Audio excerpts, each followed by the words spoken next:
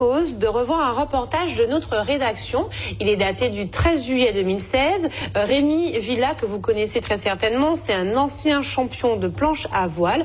Il apporte un témoignage édifiant sur les dangers des ondes. Frappé par un cancer de l'oreille interne, les spécialistes qui l'ont suivi confirment que sa maladie est liée aux ondes du portable. Regardez le reportage.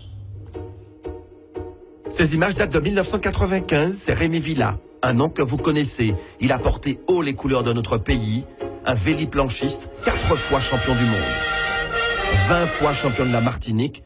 Mais ce que l'on sait moins, c'est qu'il a été touché il y a quelques années par un cancer, une tumeur à l'oreille interne. Soigné à l'hôpital Pellegrin à Bordeaux, ses médecins lui expliquent que cette tumeur serait liée à l'utilisation du téléphone portable.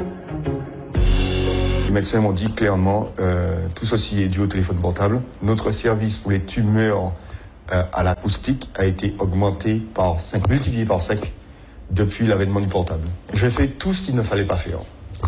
Dormir avec un téléphone à côté de ma tête, à 30 cm de ma tête. Chose à ne jamais faire. Donc il faut éteindre impérativement son téléphone portable quand il est dans une chambre ou le laisser à l'extérieur. Deuxième chose, je téléphonais tout le temps en voiture parce que j'étais agent de fabrique. Donc le seul moment où je pouvais téléphoner, c'était en voiture. Donc j'avais un kit main libre, certes, mais toutes les ondes étaient dans la voiture. Et à Bordeaux, les spécialistes lui ont expliqué comment les ondes magnétiques du portable agissaient sur l'oreille interne. Vous avez dû plus constater par vous-même que quand vous téléphonez longtemps, votre oreille chauffe. Et bien ça, qu'est-ce que ça fait? Ça simplement cuit votre oreille. Et donc l'oreille interne est extrêmement fragile. Et donc, parce que c'est tout petit organisme, etc. Donc forcément, on l'abîme, on la cuit et on finit par la détruire. Donc le téléphone portable, quand quelqu'un m'appelle, je l'utilise comme ça, microphone allumé, et je parle. Ou bien, loin de la tête, jamais comme ça. Et puis il y a les conseils aux parents concernant l'utilisation des portables pour les enfants. Le médecin me disait très clairement que le pire va arriver parce qu'aujourd'hui, les parents donnent des téléphones dès l'âge de 10 ans, voire même avant à leurs enfants, et les enfants dorment avec leur téléphone. Alors ça, le cerveau n'est pas encore construit, etc. Donc il est encore plus sensible et les dégâts seront plus importants encore. Et pour confirmer les propos de Rémi Villa, ce rapport de l'ANS, l'Agence nationale de la sécurité sanitaire et de l'alimentation, rendu public la semaine dernière.